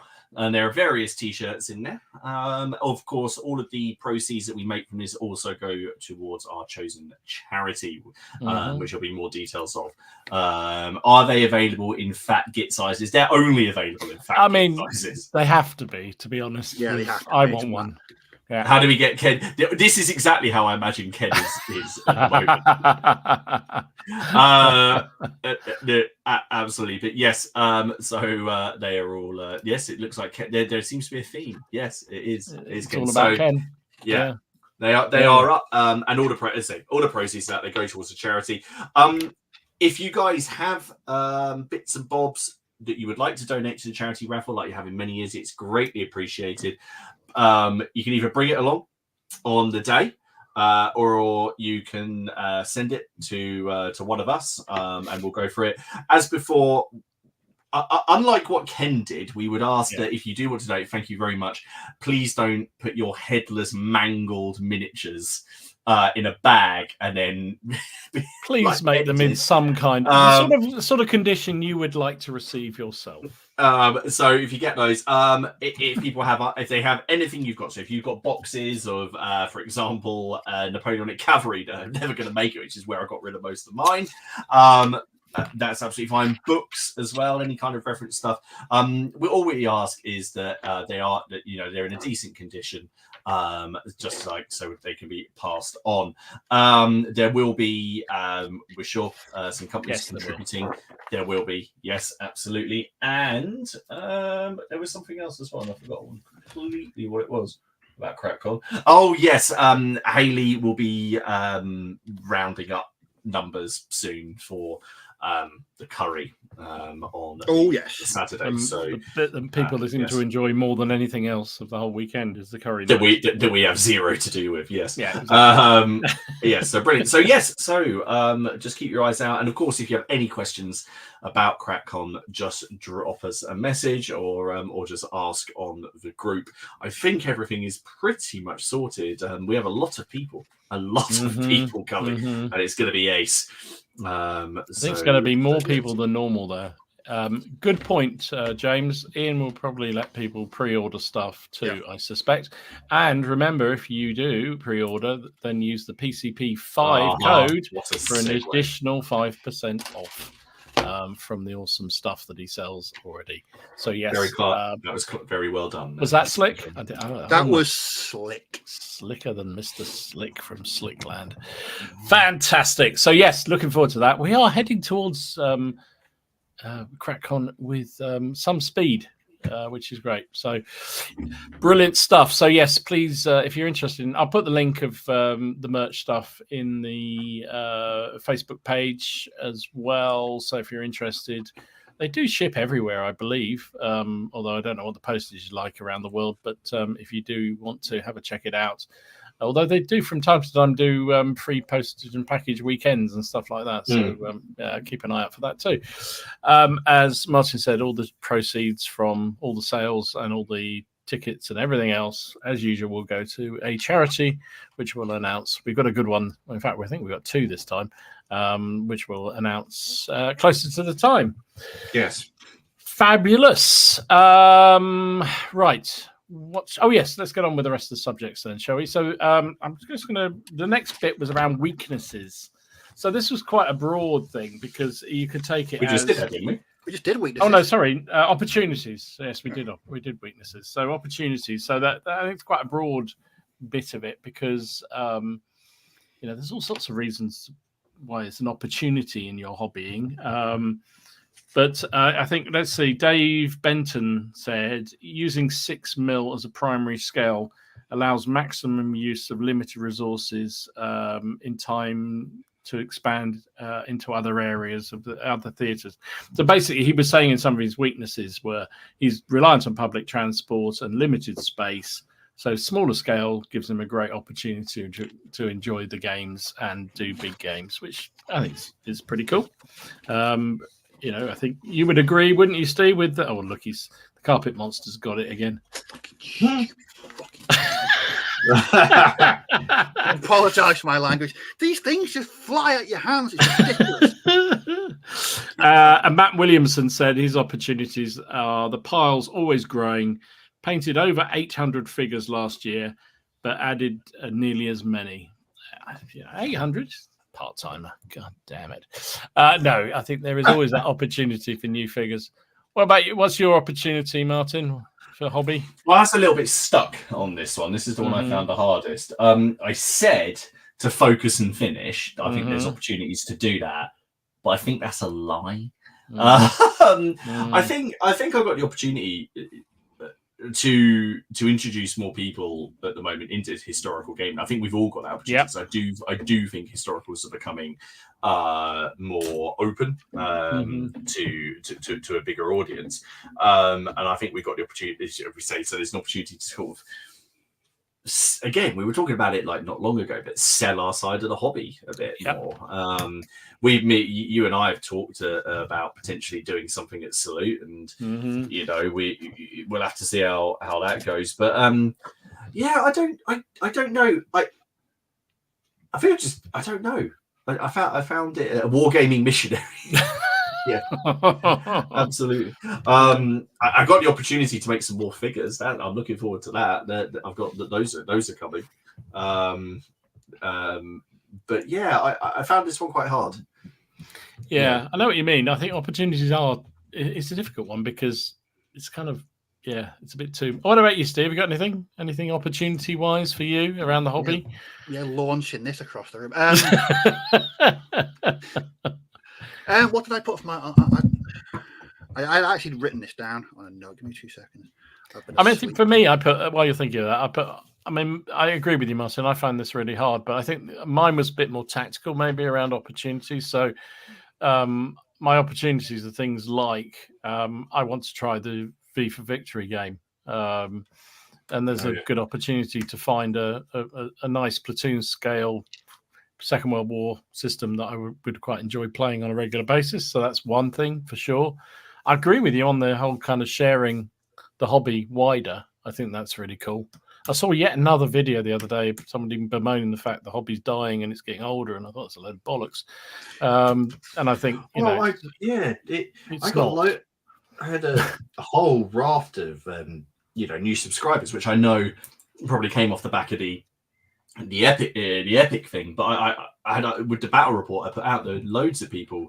I've had quite a lot of emails of people asking, about Hail Caesar, because I think they came along for the epic stuff, and then we had to look at what a 28 mil game was like, and obviously the way that I play, which is very similar. We play very similar way, and having narrative gaming, and that video I did a while back off the back of the video that shall not be named when you did your amazing tongue-in-cheek one, where I just said the reasons why historical wargame. That seems to have picked up some traction again as well recently. So I think that people are looking. Maybe it's to do with the announcement of the new bolt action as well. I mean, they won't be looking at my channel for that. They're going to be very disappointed. Maybe that has galvanized people a little bit. I don't know if anything particularly bad is happening in the sort of the 40k stuff like that at the minute. I thought everything was kind of rosy there at the minute, but I don't know. I just saw a bit. It just seemed to be an uplift in those comments. A lot of comments recently have been, "I'm new to this and I'm looking at getting into it. And could you, what pointers have you got?" That kind of thing. Crikey, historical wargaming getting sexy. What will happen? What about? Have you thought about anything, Steve? Yeah. Driving me to utter distraction. I am getting very annoyed. I think for me it would be an opportunity, going back to talking about weird stuff, is to make more videos about it, because for me it's very underrepresented in the YouTube sort of community. And you see a couple of videos about Turnip 28, the Doomed, Space Weirdos, but there's not many. And I think it will be a great opportunity to make people aware of it if they're not. I mean, I know, like Martin said, I get some comments on my channel on my ball attachment video saying I'm straight over from 40k. I've moved on. I'm looking at this, and I think, why are people going towards ball attachment? I mean, you could be, if you want to something different, choose a weird game. Choose Space Weirdos or the Doomed or like that's like the train spotting. Like train spotting, yes. Choose a job. Choose weird. Choose some tufts. Oh, can I just say? Sorry, that's just reminded me. Who was it who made the amazing photo of you last week as the Kurgan? Oh, who was it? Jonas. Jonas, sir, you are an artist. That made me so happy. That day. I even appreciate the fact that you made the helmet fit on his head. Yeah, that was some stuff. I mean, if I'd have tried that in MS Paint, I'd end up looking like a shoebox or something. Brilliant. But no, I think that for me, it's whether people be receptive to it or not. I'm still planning my Space Weirdos video, so I'm going to do like an overview of it just to see, because I know people have tentatively asked if I could do something. And I'm looking forward to it. I want to see what the reception is, because it is something different. What I liked about it, when everyone that played Space Weirdos at CracCon loved it. They absolutely loved it. And so hopefully that will ring true of the rest of the community. But that's my opportunity this year, is to spread. You know what they say, spread the lard. I'm going to spread the weird. Spread the weird. Oh my goodness. No, I think that. I do think the whole. Actually, a few people have been saying in the chat, it's about, we've got a great opportunity to spread knowledge of the history. I think that's true. I said Dom had an opportunity to play Boroughs and Badgers at last, and Steve had the opportunity to create a Norfolk peasant army. Oh, yeah. Which I'm not going to let go. You're never going to let that one go, are you? No. I'm not afraid of having a go at Badgers and Boroughs. I would like to have a go at Badgers and Boroughs. And if anybody wants to have a go at CracCon at Badgers and Boroughs, I'm very happy to try it. In the Tudor bar. In the Tudor bar, especially when I'm well lubricated. That will be great fun. That's a horrific thought. That is a very, very horrific thought. A badger in the bar with a lubrication. No, right. No, I think there's. Martin says here, other Martin. We have an opportunity to learn some actual history from our hobby. That's always a bonus, isn't it? That's always a bonus. Actually, that's a really good opportunity. I hadn't really thought about it at all, but it's actually learning some stuff that you didn't know about. So I think we all fall foul of this from time to time. You start reading a book or watching a video or a film even, where there's something comes up and you go, I didn't know that. I did not. I'd never heard of that before. And then you sort of scurry away and start, in my case, buying about 15 books that you sort of glance through, and before you know it, you bought £1,000 worth of figures for it. But I just that to me, I think is a great opportunity, and the thing I love about the hobby. Well, one that get me, or I can relate to that. If I was last year, I was watching The Eagle Has Landed, and my girlfriend doesn't watch the same shit that I watch, so she was doing something on her phone, and she said to me, "Why do you keep pausing this film?" And I was like, "I'm just checking out the uniforms." Because I must have paused that film about 20 times, and you could quite. Yeah, she said, "What? Why are you constantly pausing?" I was like, "I'm just checking out what's he wearing there. What's that camera?" Could the pub's name be the Lubricated Badger? I think we're getting away from badgers, folks. And yes, no. Alid had a good one. Opportunity. He says his eldest son may move out soon to settle home with his girlfriend. I know where that's going. Swap the paint room into his room and then put up a 6x4 table permanently, rather than having to move the stuff around the painting room. Good opportunity. Like it. Very good indeed. Right. Let's do. Let's stop the badger talk. Oh, you could. Don, it's a slippery slope, Don. One day it's badgers and burrows, and next day you'll be painting up world eat. What are I don't even know what world eaters are, mate. Don't even know. Don't know. Don't want to know. Thank you. Let's do threats. So, what's the threat to your hobbying habit? I think at the moment, Steve's threat is dropping plastic all over the place. My threat at the moment is I'm going to say something very, very rude. Just this. How are you enjoying those? It's not a core. It's Oh, really? I had to rip their backpacks off so that the superglue's still drying. It's these bloody robots. I can't get their legs together. These robots. Them. Yeah, I've wanted these for years, and I wish they'd stayed not bought now because these are bloody awful. We have threats. For me, hobby burnout. Right. Because that one I had recently was horrible. Absolutely. I mean, I even said to you at one point I was pricing up my bolt action armies because I was going to flog them. Yeah, I was genuinely worried about that you were literally going to pack it all in. I know we've all had little dips and what have you, and you had a couple in the past, but you were really serious. I thought that was bad. It felt like that. I was like, right, and I've got to make some money here. I'm going to get shot of all these. I was pricing them all up, and I thought I've spent innumerable hours of my life painting up these armies, so let's not be a bit hasty here. But no, that for me, that's my biggest threat, is going through something like that where I just lost all interest in the hobby. I don't think I picked up a paintbrush for about 4 weeks. I just couldn't paint. I just couldn't do it. I wasn't watching videos. I just wasn't involved in any aspect of the hobby whatsoever. And it was horrible. It was really, really horrible.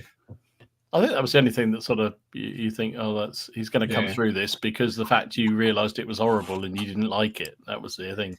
Because if you just walked away entirely, it was like, it was. I'm not joking. It's I think we all got a burnout in the hobby when you just well, this is not. If you do anything for a prolonged amount of time, like listen to the Smiths. If you do anything for a prolonged amount of time, it's going to really get on your nerves. Mark said it's a good thing you don't think like Ken, Steve, as they would have all been sold. Yeah, well, true. I mean, imagine doing. I'd have felt absolutely awful if I'd have sold them all. I just think they're mine. But no, it is. For me, it wasn't a very nice time.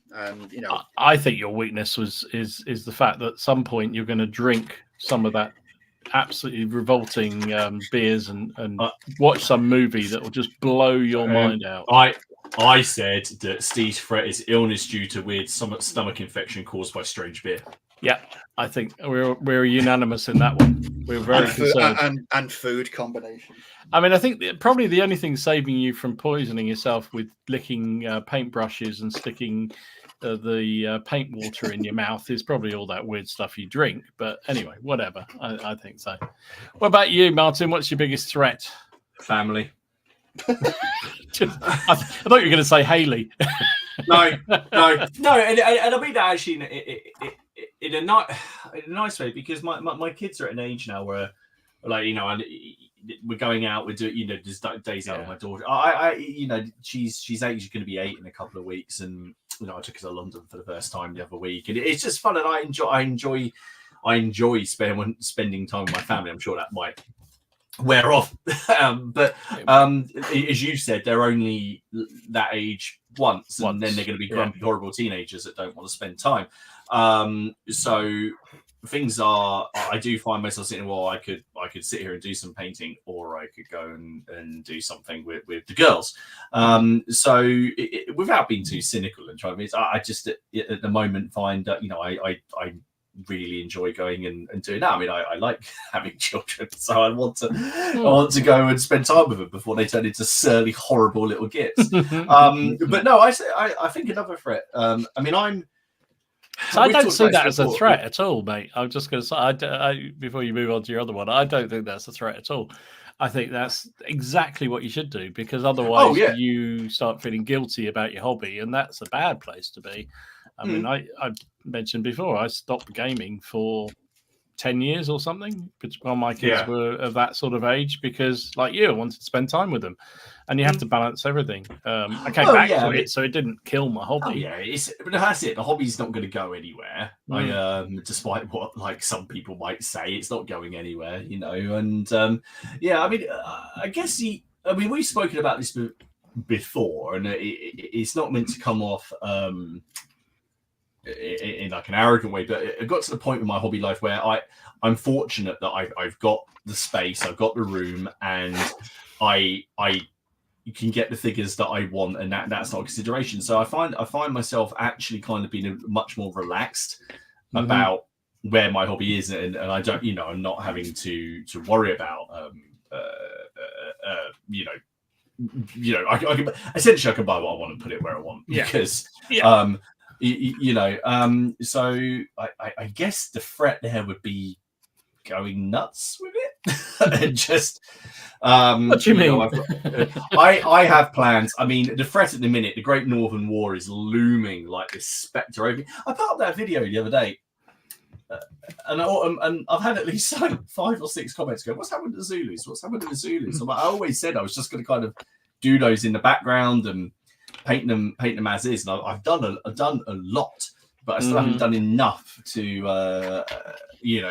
have a game. It was never going to be a project like that, so I sat there thinking, should I finish that? And I was like, well, no, it's still my hobby at the end of the day, and at the moment I'm liking the get your children to play war games, but they might take after Haley and beat me.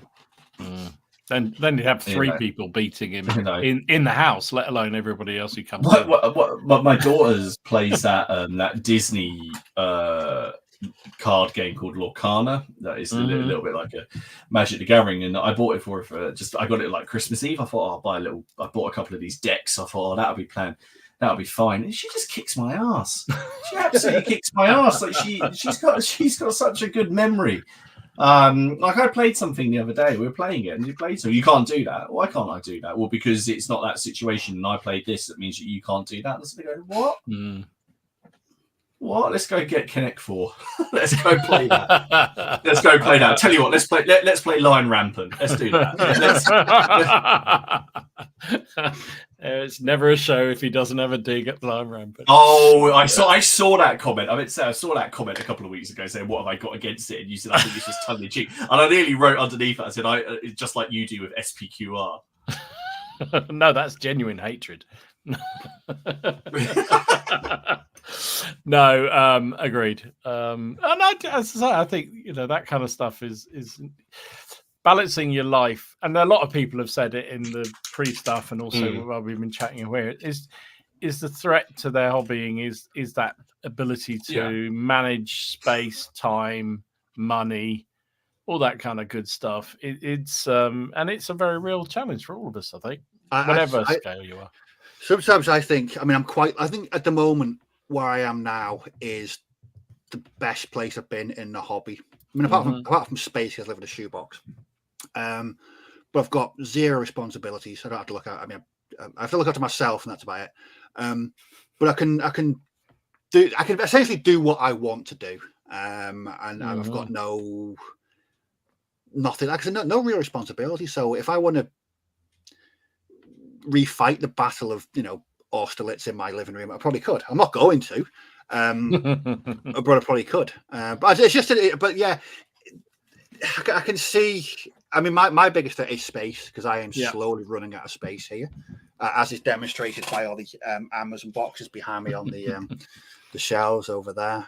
But I've done a bit of jigging around, so I can now play a proper 6x4 game in my living room with no moving of furniture. So that for me is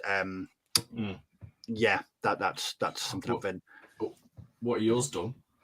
Well, I think I'm a bit like Steve, really. I think, and you to a degree, I think, because I'm at that point of my hobbying now where I'm probably as good a place as I've ever been. And I've got the space, I've got the money, I've got, to a degree, the time. But I think the biggest threat for me is actually that time. It always is.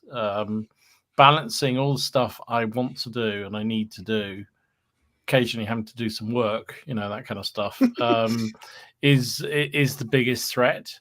Because I think because I run on sort of enthusiasm for the project, it's almost like a personal affront when I have to stop and go and do something else. You know what I mean? It's really odd, because I just think, I get home and I think, right, I'm going to paint that battalion that I was working on, and it's like, boom, do it. And then Elaine says, "Oh, we're going off to wherever we're going to do," and I enjoy it, and I'm not knocking that, because it's great, and we go off and do lots of nice trips and go places. But then I think I should really be painting those figures. They're not going to paint themselves sitting there. So I think that's definitely one for me, is the time element. And while I don't have the same challenges with the kids, because they're in their 20s now, and one's getting married at the end of the year and the other one's about to move in with a boyfriend, so they're going to be less around than they even are now. So that's not an issue, but there's still stuff you want to do with the family, isn't it? And maybe grandkids will arrive. But I think for me, actually, it's things a couple of other people, old gits like me, have been mentioning, is also health stuff as well. My eyesight's getting worse. And I've got really bad arthritis in my fingers, and that is not a great combination, really. So we'll see how that goes in the long term. But then I've stockpiled quite a lot of figures, so I think we're okay for a while for keep gaming. As long as I can keep moving figures around the table, I should be okay for a bit. But it may curtail new projects and things like that for a bit. So, that's for me. That's the main threats, I think. It's possibly lack of focus.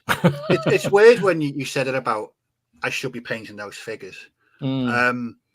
And sometimes, like this weekend, I didn't do much painting. I did a lot of video game playing. But yesterday afternoon, I thought, I really should do a couple of hours. And I thought, why should I? Why should you? Yeah. Why should I? I'm enjoying what I'm doing.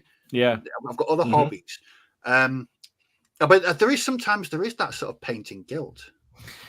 Yeah, there is. And I think the more you sort of get onto the production line of doing it all, the worse that gets. Yeah, certainly does for me. And I've done the same thing. I've been away places. We were away on Shropshire a couple of weekends ago, and having a great time. Really, really enjoying it. Having a great time. And then at one point, I was sitting in a pub somewhere.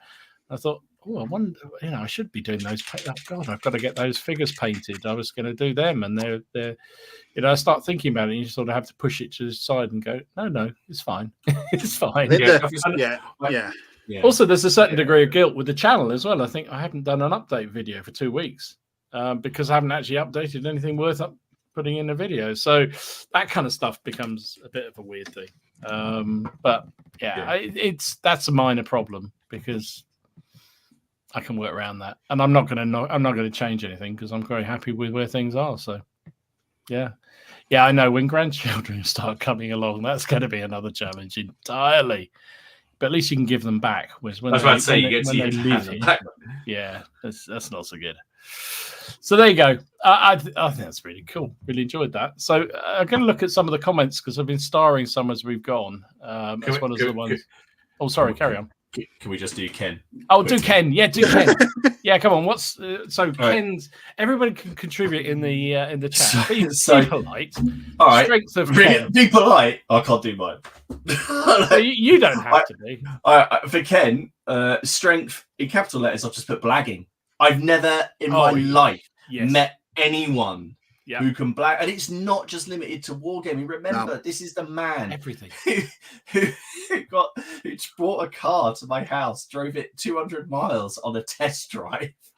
That was just extraordinary. And I, for the first few months of knowing Ken, I think we're all a little bit like, all right, yeah, all right. And then you realise he's not joking. Like he test drove a car to my house, but like a brand new hybrid. So it cost him £20. That's all it cost him. He then ordered a KFC, which was like missing like one chicken wing. So he complained and got it for free. This is a guy who bought a 3D printer, wanted to upgrade it, so he bought a new one, then returned the other one in the box of the new one, not really thinking about it, and then got a complete refund, like for it to be different, and then got a refund on the one he just bought. So he got 2 refunds. So he essentially got his printers for free. I've never the sheer amount of stuff he's blagged. So what about that battle mat? You know, the really nice mat. Oh yeah, which we need him to bring, coincidentally. It came and it was missing like 2 tufts. Yeah, literally. And they sent him like another one and like 150 quid each. Yeah. Don't forget the free night of the Travelodge. Yes. I've forgotten about that. Yeah. Why did you bring that up? Oh my god, yeah. Unbelievable. The man is, and he does have no shame either, does he? He's absolutely no shame. 5 minutes. 5 minutes. Well, I couldn't have a shower. It's a legal site, but dear.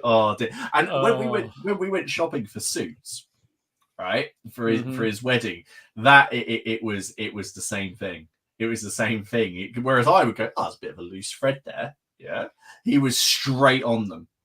I can't be like. I actually applaud him for it because I can't. Absolutely. The thing is, having spent almost a decade of my life working in complaints, Ken would be my worst nightmare. I can see that. I can see it. So yes, I think his strength is someone said enthusiasm. He does get crazy enthusiastic. Oh god. And Robin said that he does. And blagging. What about his weakness? I put ginger. Well, I mean that's fair to be absolutely honest. I said trains. Yeah. I put it down as fret. No, I mean his weakness, I think, is the inability to stick at anything for more than 5 minutes. I put ginger / hobby magpie. Yeah, and this bless him. He gets so excited, and you really think he's gonna. This is the one. This is the one he's gonna go for, and then you go, "Do you want a game of that?" He said, "Oh, I've sold it." It's like. Yeah, what? He's never hit. He's never. Do you remember? Bless him. We're not doing this because we'll tell him this in the chat. Oh yeah, we'll tell him. We tell him to his face when he was he stands behind. He painted, and I'll say this to his face if he's on it. That he painted a box of Perry 100-Year War English infantry because it says, and he will say it says English Army on the box. I've painted an army. No, that's like saying he painted a bunch of like British armies. Like, no, it's not a British army, is it? It's but his Napoleonics, he stuck at that and he blasted that out. Yeah. I used to think that he was actually like I told him this. I said I thought he was bullshitting when he said how many he got done. I really did because I thought he's not done them. He's not done them. But then he sent us that video where he put them all the way around on his train track, basically all the way around. Bless him. Oh, bless. Yeah, Matt says if Ken had Martin's ability to persuade others to join his new project, he'd be very dangerous. Yeah, true. It's very true. I don't do that. And Lionheart says Ken's weakness is open manhole cover, open manholes. Do you know what? Do you know my favourite thing about that? That still isn't the fact he fell down a hole. Yeah, it's not the fact he fell down the hole. It's the fact that there are a bunch of like 12-year-old girls filming him. Watching him a lot and then putting up a TikTok somewhere. There's a TikTok or something of this happening, and Oh my god! I do miss him. I miss him. I miss him too. He actually sent me a message the other day saying, "Can I come around gaming tomorrow?" And I said, "I'm in Shropshire. I can't." It's like, I did feel bad because I really wanted to see the old git. Anyway, what about opportunities? What do you reckon? Come on, Steve. What's Ken's opportunities, or what do you have there? Ken's opportunity would be to probably continue with just living. No, I think. Do you know what I want to see his completed train set? I think that's his opportunity. I want to see. Yes. I want to see Kensville. Kensville. Now that would be a thing, wouldn't it? Is that like Westworld, but like with like or that episode of Red Dwarf called when they're inside Rimmer's head? And everything's horrible. It'd be like Westworld, but directed by like David Cronenberg or something. Be like the Ginger Dead Man. I said because of his lack of time, he's now got the chance to really get into some small games like Bushido, Space Weirdos, Burrows and Badgers. He's got some Burrows and Badgers, but I can't remember if he's actually painted any up. No, I don't think he has. So I think he's got an opportunity here with his time to, because I know I've spoken to him about it. He really enjoys the old world and that setting and all of that. But again, it's quite time consuming. He could really just paint, 5 or 6 models Bushido, done. Paint 3 or 4 models of Space Weirdos, done. I think he's got the opportunity there, and he should do the naked frame next to his paper figures. Oh, bless him. About a decade's time, he can use child labour for his painting. Yeah, I think it's great. I mean, I think in all seriousness, Ken has a huge opportunity to experience being a father, because I think he'd be a great dad, to be absolutely honest. He probably is a great dad at the moment. Probably not thinking at the moment with going through with a little tiny one. But I think you're right. I think his opportunity is to find something that he can stick at and manage while he's got limited time. That's going to be his biggest opportunity, I think. And I hope he finds it, because, it'd be nice to see him back gaming again. What about threats? Apart from I genuinely put trains. Yeah. Both real and model. Yeah. I agree. I mean, I thought getting, getting the police turning up at his door for the sort of blagging he's been doing, that's a possibility. Martin says finger painting. How about that? Is that a big threat? I don't know. Did I tell you that he nearly got his neighbour's car taken away from him because it was too really loud? No. Yeah, when I stayed around his house, when I stayed around his house, he when I went into the room, he put earplugs on the bed. And it was for the noise of the road. And he said something else to start with, and then Laura shouted at him. But he said it's for really noisy cars. He goes, there's this one so and so around there. And then Ken basically worked out. I can't remember. I don't know how he did it. I like to think that he bought a noise ometer. I can't think of what the right word is. And Ken told me he reported him. Oh, for God's sake. He probably went round and checked the tint as well on the windows. Oh, holy smoke, that man. All right, I think that's enough of good old Ken. One day he'll come back on. I think it's great fun. Let's. We've only got about. Blimey, we're coming down towards the end. Let's do a couple of the comments people had around their strengths, opportunities, and Don said biggest threat for him is having to drink these beers. I think you're right there, Don. Be very afraid. You wait till October, mate. Yeah, exactly. Hey, that one I had on Friday wasn't too bad. You didn't Juice 4. You sent us a thing showing that Juice Forsyth has been recalled because the cans are exploding. Yeah. I had a product recall message. Juice Forsyth, threats of overcarbonation. Unbelievable. Ben M says, my strength, willingness to join in most projects. My downfall, my partner in the credit card receipts. Yeah. Well, I think we've all smuggled toys into our house when people aren't watching. I know I have on multiple occasions. It doesn't work so well anymore because Elaine's very good friends now with the postman. And he talks to her about all the packages he keeps delivering. which is rather annoying. There What you a go. rat! I know. I'm gonna have to nobble him. Don't get him a Christmas tip. No, he's bloody not getting one. I tell you, I'm gonna have to start leaving them, get them delivered to the Shell garage at the end of the road, so I don't have to. Right. Enough of that. Shell Shock Scenic says my weakness is this. I'm both immensely proud of what I make, but also incredibly embarrassed about people knowing I'm into toy soldiers. I'm only involved in the hobby for 3 years, so I hope this will pass. It will, mate. It will. Yeah.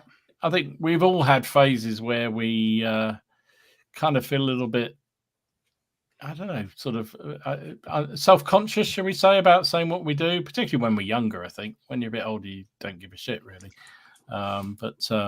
Yeah, I probably have more but more worry about saying that I'm on YouTube than I do about what I do on YouTube, really? If that makes sense. Yeah. I would say mainly because they automatically go and look it up. That's true. And if you're on a night out or something, or if you're maybe like, oh, no, don't do that. It's true. Or if you do that, can you subscribe, please? Yes, please do. Oh, yes, and do that, and make sure you do subscribe to all our channels, because if you haven't already, please. It really helps. It really helps. Yeah, I think that does pass. Definitely, I think you get to a point where you just can't be bothered to worry about it. And I also find increasingly, I was talking to on Sunday. Went to Imogen's boyfriend had a barbecue in his house, and his parents were there. And I'd never met them before, and I was talking to his dad, and we were talking about hobbies. He's a musician. He's doing sexy, interesting things like that. And he said, "What do you do?" And I said, "I play with toy soldiers." And we got talking about wargaming, because he had been he'd done wargaming as a kid. And so it's funny how you start talking to people, and they've done something similar. He found that he had nobody around him who played any wargaming, so he kind of stopped as a teenager, but sort of had a hankering after it. So there you go. It's weird how that happens.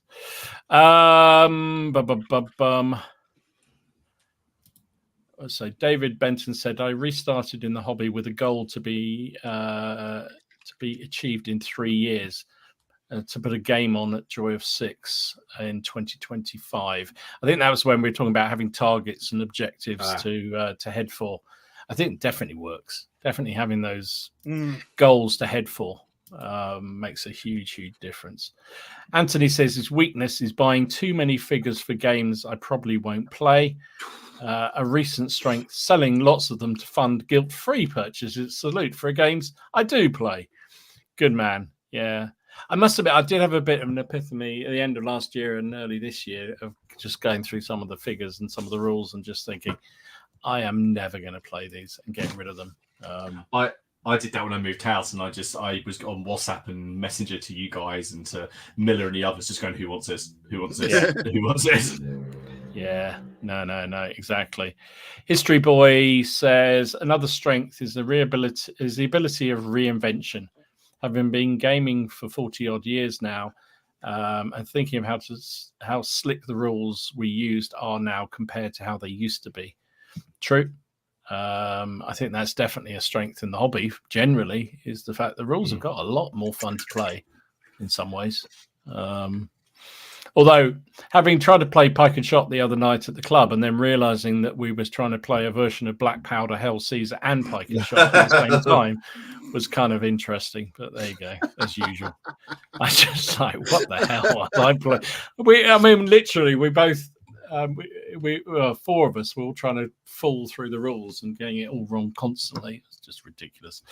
And his follow-up one is his main weakness is painting when I'm pissed. Watching. Ever done that, boys? Have you ever painted figures when you're pissed? Only once. I've never. Although I once tried to play guitar, and hand-eye coordination. Me and I made a few beers. We thought we'd have a bit of a jamming session. We both sat down and went. It was absolutely. It's like my brain just forgot everything. We could have played on my feet instead. But I've never painted a single miniature while inebriated. I've done that thing where I've walked in going, "Oh yeah, I've just got to do this face." And, I came in and then woke up in the morning. I think I threw the miniature out. I was so my annoyed Lord. with it. It was unsound. I know you've done drunk purchases before. Oh, I've certainly I done wonder them what you were going to before. say then. But no, I wouldn't go there. I don't know that I've ever done drunk painting, to be absolutely honest. I think I've got a modicum of sort of self-control. I think, no, this is not a good idea. I generally put some movie on and drink more. That's generally my thing. Daniel says, my weakness is buying everything for a project up front and then getting excited about something else and then wanting to buy all of that stuff as well. Yeah, I'm with you there, mate. Yeah. I present to you the Ottoman army that's sitting there, the American Civil War army that's sitting there, 15 mil Flames of War stroke O Group American army, and numerous others that are sitting there waiting to be done. It is what it is. That's a natural thing of a magpie. Steve Harbour says, on reflection, strengths, being a member of the PCP Facebook, weakness, being a member of the PCP Facebook, opportunity, being a member of the PCP, and threats, being a member of the PCP Facebook. Yeah. Well, we love you for it. Well done. And if you're not a member of the Facebook page, why not? Click the link down below and join. Answer to 3 questions, and please join, because we love seeing what everyone's working on, which sounds like a good, slick move to go on and talk about some of the pictures that people have been posting up. That was like a PowerPoint presentation. Then. I know. Just all. I'm in management mode, mate. What can I say? This is why they pay me the bucks, mate. Flipping heck.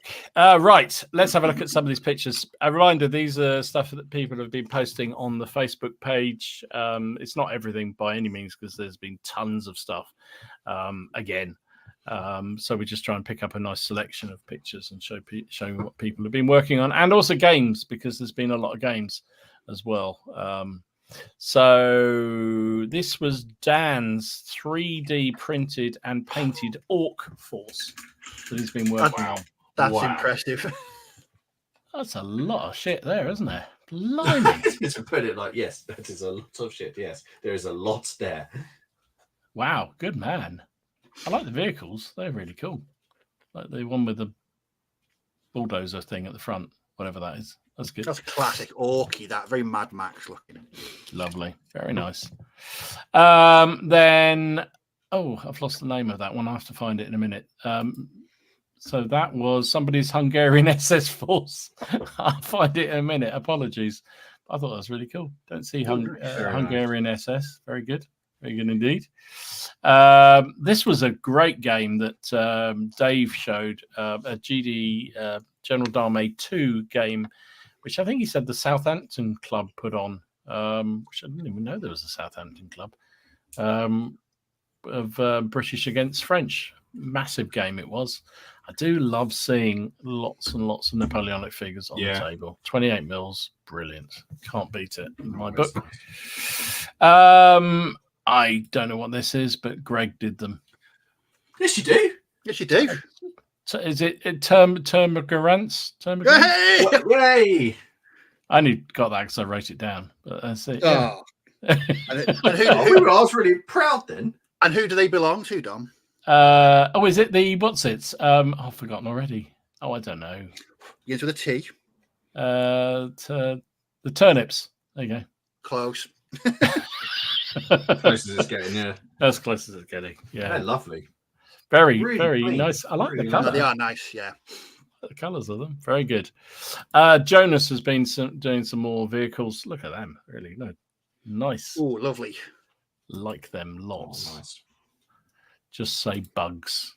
That's what Don says. Just say bugs. Yeah, true. Tyranids, that's the fellas, wasn't it? Oh, I just remembered. Yeah, there we go. I love this. This was Nicholas's sort of mini diorama of the inside of a bunker in 15 mil. Look at that. Oh, yes. That was awesome. That's really nice. Really 15. 15 mil. Yeah. That's really clever. I wonder if he's got the lighting like you had, Steve. Oh, yes. They look like they're proper lights there. Yeah. That's really cool. They're really good. I'm not sure. There's rather a lot of blood hanging out, running down the floor, but I don't know, whatever. It's kind of full. I love these from Matt. This was Look at those. Oh, nice. Oh, very cool. 28 mil. Oh, That looks like it hurts to Spartan pick up. Phalanx. That would hurt, that one. You could throw that at your opponent and definitely get a +1 on the result. Jeez, look at that. yeah, and 5 years in prison, probably. Probably. Fantastic.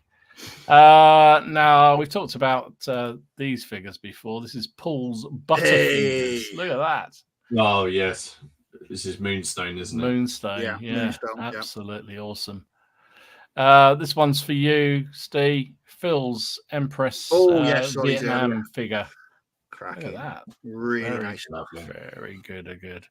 There were quite a lot of games, obviously, with the D-Day anniversary. So I picked up one of the many that there were on the sites. This is Roger's rapid fire Juno Beach game, which looked really cool. Oh, lovely. Nice. Saw a lot of people playing D-Day really games. cool. Very nice. There was a lot of people playing that one. But do you know what I loved about all those games is the effort that people have put into the scenery. It was just Absolutely. off the Yeah. scale. It was just off the scale completely. Yeah, really, really nice. This is Sean's 71st Highlanders in 15 mil. Wow. Tartan Cruisers at 15 mil. But look at the ones behind. Thousands of them. Thousands. Beautiful work. That's bloody awesome. And talking about 15 mil, these are Thomas's World War II Soviet assault engineers. Now I do like them. Oh, they're cool. I like the rubble. That's Rubble is phenomenal, isn't it? Really good. I like them a lot. Are they Battlefront? I don't know. No, I don't know. Don't know whose figures they I are. don't know. Because they've got the armor and everything, haven't they? Yeah, Really nice. I've been painting some Battlefront Soviets. I don't. Well, they're obviously the engineers with the armor. I don't know. Awesome. Well, Thomas, if you're in the chat, let us know. Steve has been working on his epic ACWs. He's done the 20th Maine and the 7th New Jersey, I think they were. Very nice. And then Warren was getting excited about epic Hail Caesar, so he got a 15 mil and did the epic Punic battle there, which is really good in 15 mil. Probably old school 15 mil. Very good indeed. And Tony has gone all badgery. He's gone all badgery with your ass. He's gone all badger. It's gone all badger. And then finally, because we had so much fun with Nuns on the Run last week, this is Stephen's Mad Nun. Mad Nun. I mean, I have no words, really. Excellent. So there you go. That was a selection of the stuff that people put up. Thank you very much, as always, for everyone who puts their work up. We love seeing it. All progress, games, finished figures, everything. So thank you very much indeed for that.